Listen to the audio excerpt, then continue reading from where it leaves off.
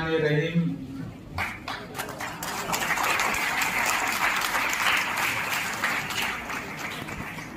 या अल्लाह परवरदिगार खुश रख हमारे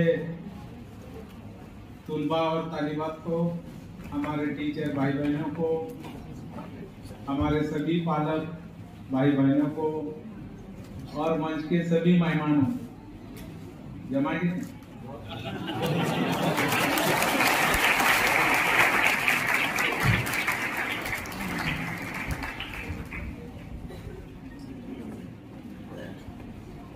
अल हुदा ग्रुप ऑफ इंस्टीट्यूशन के तहत आज हमारे सभी बच्चों ने अपने अंदाज कैसे एक एनुअल किताब जिसको हम बोलते हैं वार्षिक अंक जो बनाया है, उसका प्रकाशन 16 यहाँ पर खत्म हो रहा है। उस सिलसिले में मंच पर उपस्थित यहाँ पर मौजूद इस प्रोग्राम के सदर जनाब नूरुल हस्ते साहब, हमारे जिला के एजुकेशन ऑफिसर एम.के. देशमुख साहब, हमारे स्नेही मित्र और एमआईएम के नेता डॉक्टर गफ्फार कादरी साहब, यहाँ पर मौजूद खलील शरफुद्दीन साहब, एडवोकेट असलम मिर्जा साहब, प्रोफेसर रफीउद्दीन नसीर साहब, प्रोफेसर मसरत फिरदौस बाजी, डॉक्टर एस.ए. रजवी साहब, इस संस्था के सदर हमारे मित्र असलम शरीफ साहब, इस संस्था के सेक्रेटरी हमारे मित्र और उर्दू स्कूल के लिए हमेशा लड़ने वाले, झगड़ने वाले और आपके सबके मसाइल हमारे पास लेके आके उसको हक से छुड़ाने वाले सलीम मिर्जा बेग साहब, यहाँ पर मौजूद कलंदर शेख साहब, इलाजी फारूकी, वाहिद जी शेख, प्रदीप जी विखे, श्रीजोन गावेसर, अपने माध्यमिक के हेडमिस्ट्रेस नरगिस बाजी, प्राइमरी के हेडमिस्ट्रेस नादिया बाजी, जिन्होंने इस वार्षिक अंक को आगे बढ़ाने का काम किया, वो डॉक्टर नसरुद्दीन सुल्तानाबाजी और सभी हमारे इस संस्था के टीचर भाई और बहन, सभी और भी आए हुए सभी मंच पर उपस्थित मेहमान और भी संस्था के हमारे पदाधिकारी सामने बैठे हुए सभी हमारे बुजुर्ग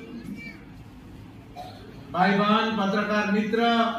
अल हुदा स्कूल की जानिब से आज यहाँ पर एक प्रोग्राम रखा गया था। किस चीज़ के सिलसिले में ये प्रोग्राम रखा गया और क्या हुआ यहाँ पर अल हुदा उर्दू हाई स्कूल के अल हुदा उर्दू हाई स्कूल के जो तुलबा और तालिबात हैं, उनके हाथों से लिखे गए मज़ामीन, नज़में, गज़लें, उनका जो बुक बनाई गई, मैगज़ीन बनाई गई है और उन तुलबा तालिबात की जो तहरीरी सलाहियतों को निखारने के लिए ये प्रोग्राम मुनक़िद किया गया था और मैगज़ीन का नाम है नन्ही कलमकार।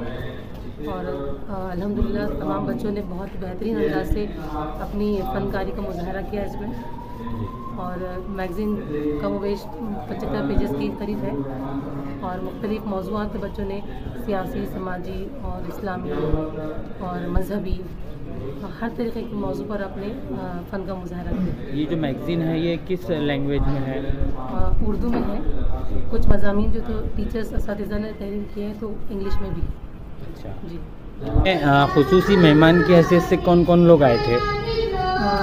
सदर की हैसियत से जनाब नूर हसन साहब को मदऊ किया गया था। इसके अलावा विक्रम काले साहब जो शिक्षण अधिकारी हैं, डॉक्टर गफ्फार कादरी, डॉक्टर रफ़ीदीन नाजिर साहब, डॉक्टर मशरफ़ साहिबा, कलंदर शरीफ साहब और डॉक्टर नसीर कादरी साहब, खालिद सैफुद्दीन साहब, M.K. देशमुख साहब, असलम शरीफ साहब हमारे जो स्कूल के चेयरमैन हैं वो भी यहाँ मौजूद हैं। उन्होंने खास इन तमाम मेहमानों को यहाँ मदऊ किया और अल्हम्दुलिल्लाह इन तमाम लोगों के हाथों से नन्हे कलमकार इस मैगज़ीन का इजरा अमल में। आपका नाम बताइए। मेरा नाम डॉक्टर नसरीन सुल्ताना सैयद चलम। अल हुदा उर्दू की जानिब से आज जो प्रोग्राम था ये किस चीज़ के बारे में था? अल हुदा ग्रुप ऑफ स्कूल ने उनके बच्चों के पास से एक अच्छा सा ईयरली निकाला है। उस ईयरली में बात ऐसी है कि टीचरों ने तो कुछ केसेस वगैरह लिखे हैं मगर बच्चों ने भी इसमें बहुत अच्छा उनका इन्वॉल्वमेंट दिया है। जी, इसके अलावा और विक्रम काड़े साहब का यहाँ इस्तकबाल वगैरह प्रोग्राम था क्या? अच्छा, वो भी टीचर कॉन्स्टिट्यूशन में उनका जो नया अभी चुन के आ गए हो जी उनका इस्तकबाल भी रखा है। जी, आप क्या कहना चाहेंगे अल हुदा स्कूल के बारे में? इस संस्था ने अच्छे से 6-7 स्कूल औरंगाबाद ज़िले में उर्दू मीडियम के शुरू करे हैं। जो 8-10 टीचरों का इंस्टीट्यूशन था, आज वो करीब 120 टीचर तक पहुंचा है। अच्छा काम औरंगाबाद सिटी में उर्दू मीडियम के लिए ये लोग कर रहे हैं। शुक्रिया। अल हुदा ग्रुप ऑफ स्कूल की जानिब से जो प्रोग्राम था ये किस चीज़ पर था?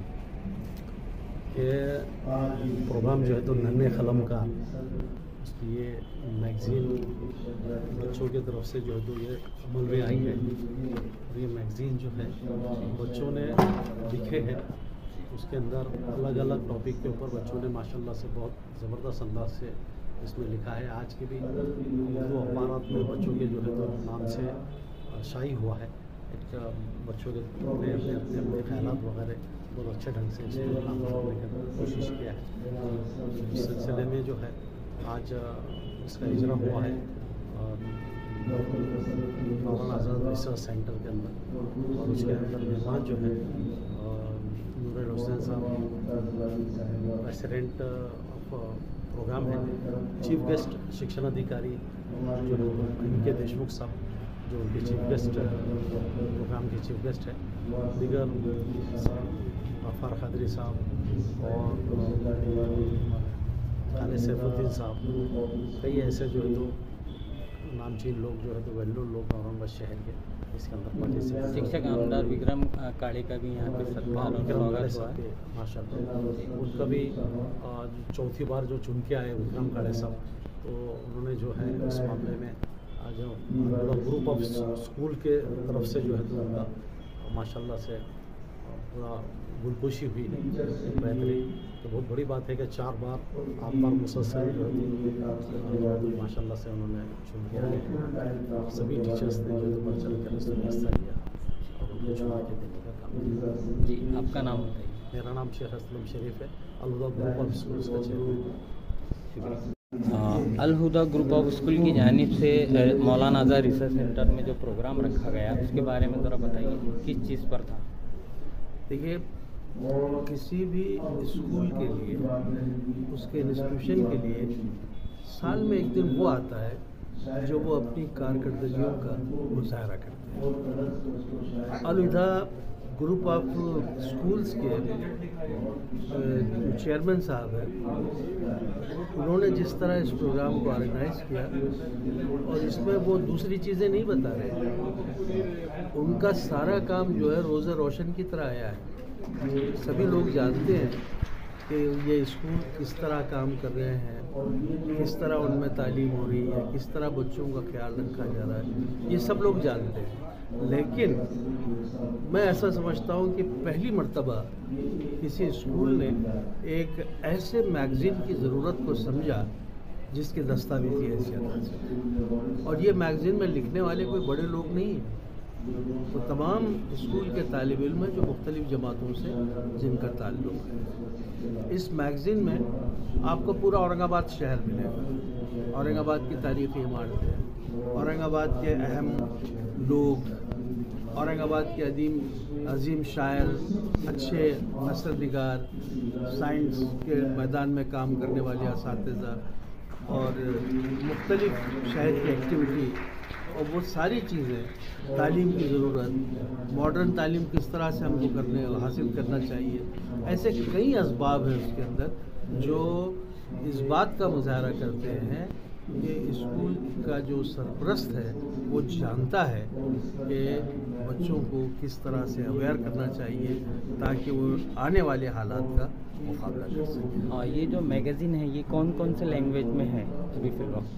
ये जो मैंने अभी तो सरसरी देखा, लेकिन इसका बड़ा हिस्सा उर्दू में है, उसके बाद उसमें कुछ अंग्रेज़ी में भी लिखा गया है, कुछ मज़ामीन अंग्रेज़ी में है और शायद कुछ हिंदी या मराठी में भी। तो इस तरह से ये तीनों ज़बानों को रिप्रेजेंट कर रहा है, जिससे अंदाज़ा होता है कि स्कूल में तीनों ज़बानों पर काफ़ी मेहनत है। इसके अलावा यहाँ पर अभी नए जो नियुक्त हुए हैं शिक्षक आमदार विक्रम काड़े साहब का भी यहाँ इस्तकबाल किया गया, उसके बारे में भी थोड़ा बताइए। देखिए, विक्रम काड़े साहब मैं जहाँ तक समझता हूँ कि एक पसंदीदा लीडर रहे और उन्होंने जितनी बातें अभी बताई हैं वो सब हिम्मत अफजा बातें हैं कि वो टीचर्स के पेंशन के सिलसिले में, कदीम पेंशन के सिलसिले में, या वो स्कूल जिनकी ग्रांट अभी 20% है, 40% है, 60% है, वो किस तरह से बढ़ेगी। और ये उनका वादा कि वो एक ना एक दिन जो है तमाम स्कूल्स को 100% पर ला के छोड़ेंगे। तो ये एक खुशाइन बात है। अल्लाह करे कि उन्होंने जो कुछ कहा वो पूरा हो और हमारे असातिज़ा को इसका फ़ायदा हो। देखिए, मुझे बड़ी शर्म आती है कि दुनिया के किसी फील्ड में, मुलाजिमत के किसी मैदान में कोई असिस्टेंट बोलकर नहीं है। क्लर्क है तो वो क्लर्क ही है ना? जी जी। साइंटिस्ट है तो वो साइंटिस्ट ही है। लेकिन तालीमात में जो है वो टीचर है, फिर उसका एक और जो भी 3-4 साल वो इस तरह से चलेगा, सपोर्टिंग टीचर है, उसकी तनख्वाह अलग है, इसकी तनख्वाह अलग है, जबकि काम उससे वही लिया जा रहा है। और ग्रांट तो गवर्नमेंट को देनी चाहिए, क्योंकि देखिए ये जो तालीम का खाता है या जो तालीम का मैदान है, ये सिर्फ मैदान नहीं है, ये मुल्क का मुस्तकबिल है। इसमें ही है तो वो बच्चे छुपे हुए हैं जो आगे चलकर मुल्क की बागडोर संभालेंगे। अगर उनको ये एहसास हो जाए कि तालीम कितनी ज़रूरी है तो यकीनन अपने वक्त में तालीम की अहमियत को समझेंगे और उसके लिए काम करेंगे। नहीं, बार बार टीचर्स का जब भी जिक्र होता है तो पुरानी पेंशन योजना का जिक्र किया जाता है, तो इस ताल्लुक से क्या होना चाहिए आपको लगता है? देखिए, पहले गैप नहीं थे, उसके बाद अच्छा ये पेंशन की स्कीम भी जो है ये अंग्रेज़ों की लाई और इसके पीछे मकसद यह था कि एक शख्स जिसके 60 बरस तक के अपनी बेहतरीन कारकर्दगी से अपने मनसब को संभाला और खिदमत अंजाम दी, तो रिटायरमेंट के बाद वो जब इस उम्र में आ जाता है तो कुछ कामकाज भी नहीं कर सकता, तो उसकी गुजर बसर के लिए क्या सहूलत हो सकती है, तो कुछ हिस्सा उसकी तनख्वाह में से इस तरह से मुख्तस किया जाता है, उसके मुख्तलिफ कैलकुलेशंस हैं, उसके हिसाब से उसको एक वजीफ़ा मिलता है। बीच में गवर्नमेंट ने क्या की कि एक सन लगा दी कि इस सन तक के जो है वो पुरानी स्कीम से तनख्वाह होती है और उसके इमीडिएट 1 महीने के बाद कोई रिटायर होता है तो उसको नई स्कीम लागू होगी। तो नई स्कीम में और उस पुरानी स्कीम में बहुत ज़मीन आसमान का फ़र्क है। तो बल्कि मैं तो ऐसा समझता हूँ कि रिटायर होने के बाद ज़्यादा पैसों की ज़रूरत पड़ती है, बीमारियाँ उसी वक्त आके गिरना शुरू करती हैं, हालात उसी वक्त ख़राब होते हैं।